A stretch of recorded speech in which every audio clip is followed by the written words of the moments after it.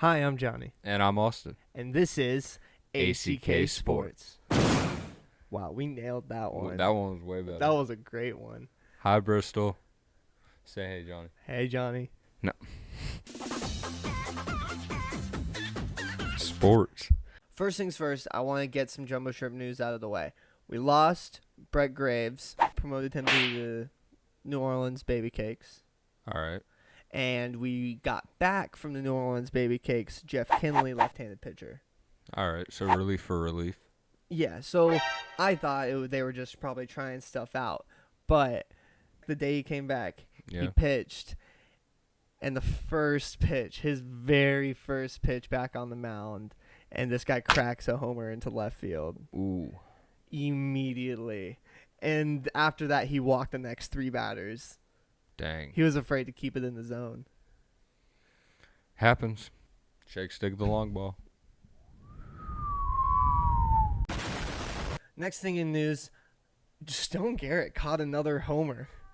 Let's cut to a clip. Now the payoff pitch. Swing and a high, deep drive in the air to the left. Garrett all the way back, reaching for it at the wall, tumbles over the wall, hangs on to it. Stone Garrett has done it again. This time completely over the wall in left field. He robs McDowell of a homer. He robs the Shuckers of a lead, and he brings this crowd to its feet. He just steps on it like it's a ladder. He's just like, boop. Dude, that's like right field wall in Fenway.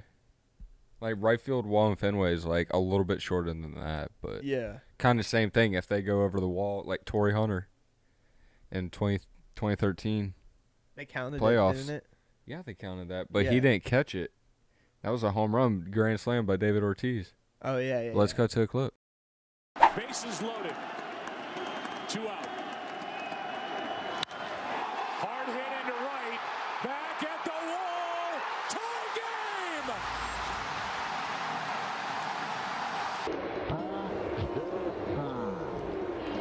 game. Hello, darkness, my old friend. It's awesome, dude. I'll never forget that. That was awesome. That was what made us come back and win the 2013 World Series. Yeah, good for you. Other news, Billy Fleming just got released off the injured list, so we have him back in our roster. Him swinging the bat some more, playing first base. Dude, he's a really good bat. The game before, as I noted on the podcast, was phenomenal. 4 for 5 with a home run as first at bat. Like, guy sees the ball really well. I mean, he came down here from the Baby Cakes, and Johnny's phone's ringing. And, of course, with somebody going off the injured list, somebody has to come back on the injured list. So Brian Miller is now on a 7-day. Oh, no. What's he on there for? Hand? It doesn't say. And we got anybody else on the injured list?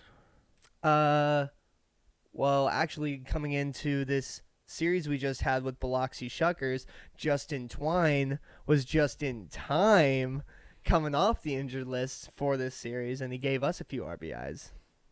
I see what you Let's did cut there. to a clip. On the 2-2. Swing and a line drive. Right center. Ranging over. Going into a slide. Thomas can't make the catch. It's just by him. Hustling to third base goes Sanchez. He will run through a stop sign. The throw home bounces away from Ewing. Sixto Sanchez scores, and Justin Twine has given Jacksonville a 1-0 lead in the bottom of the 6th.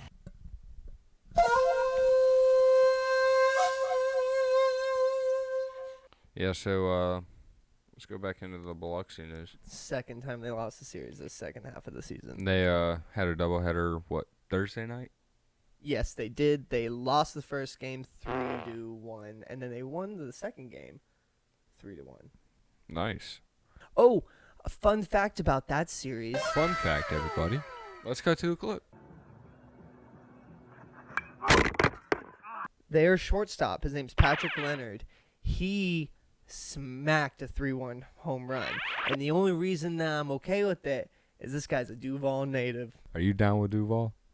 You Duval till we die?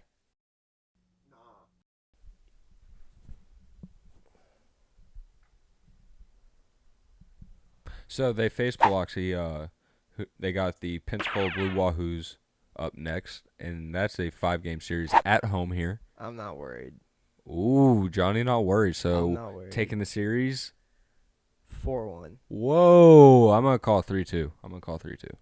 Yeah, so Johnny's right. It is Jorge Guzman on the mound, and Jack Griffin is projected for the Pensacola Blue Wahoos. He's got the highest amount of strikes. I mean, sitting at a 4-9 record, but still, strikeouts. like, personally, like, me as a baseball fan, a record for a pitcher doesn't really mean anything. Like, a losing record is not necessarily a bad thing, I guess, is what I'm trying to say.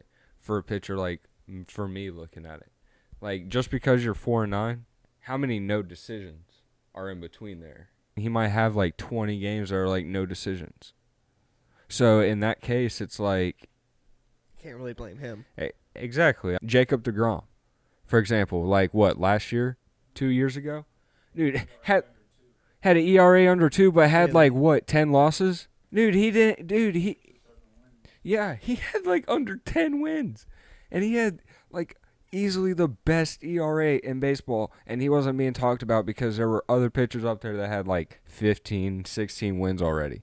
Who did he play for? The Mets. Dude, he's a good pitcher, dude. Like, the Mets have some good pitchers. You think they're going to trade Syndergaard? I think it'd be a good idea. I don't. I do. To get some younger players in there. You're definitely not going to make it to the World Series. Oof. I guess I stand alone. I don't know. You like, don't think so?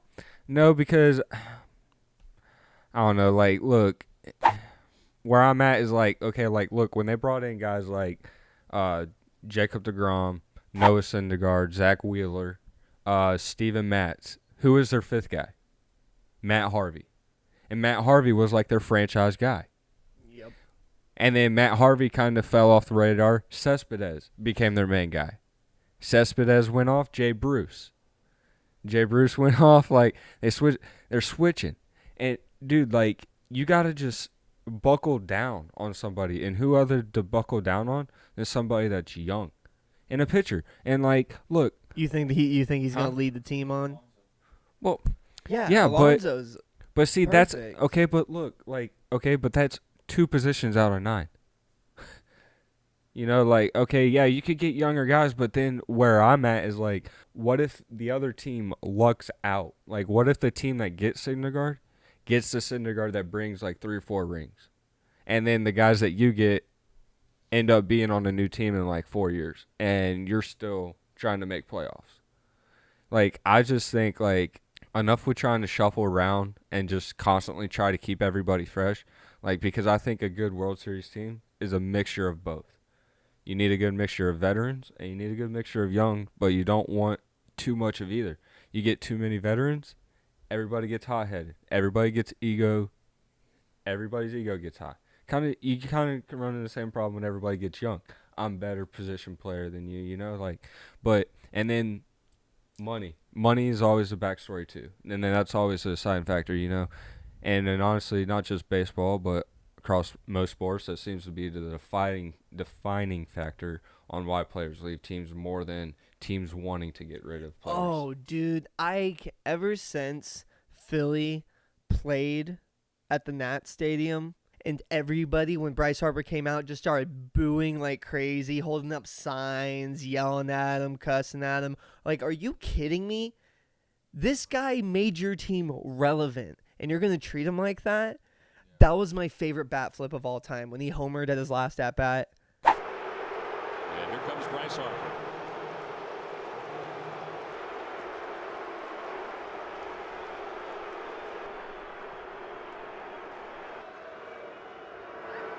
In the air to right center field. How about this for a homecoming? That is crushed into the second deck for Bryce Harper. And he gives those Phillies fans a chance to jump up and down one more time. Talk about embracing the moment. Goodness.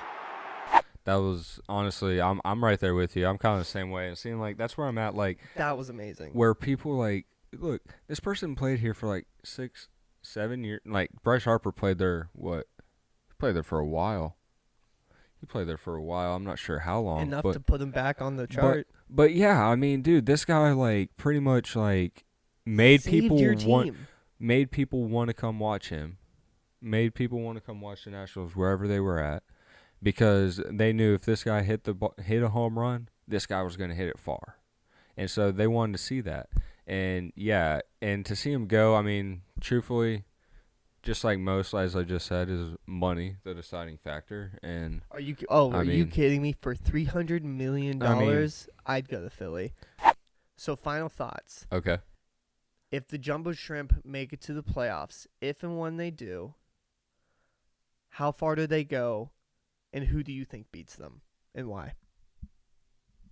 Can I just pull up the standings real quick? Yeah, let's cut to a clip. All right, so I'm going to say Jacksonville is going to make the playoffs.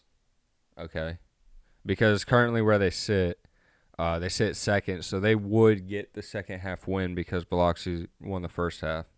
How far do they go? I think they could. It depends on when they face Biloxi. I think there's another team that could beat Jacksonville. Who? Montgomery. Oh, yeah. No. I'd go Montgomery.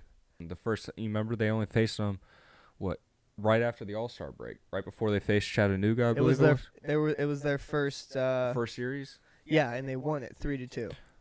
Oh, okay, so they have a chance. They got lucky coming off the All-Star break with that, we'll say then. Yeah, I'm just kidding. Raising kids today is one of the most rewarding jobs you could ever have. Jacksonville in the playoffs besides Biloxi is Montgomery, and they're on a 6-game win streak, so smell what the chef is cooking? It's a Jumbo Shrimp gonna win the championship. And we got Justin Twine, that boy just in time. Brian Miller riding pine. Stone Garrett catching flies. What? While we hitting RBI. What? Big League Chew by our side. What? Go Austin. What? Go Austin. What? Go Matty Ice. What? Go Matty Ice. What? Really, bro?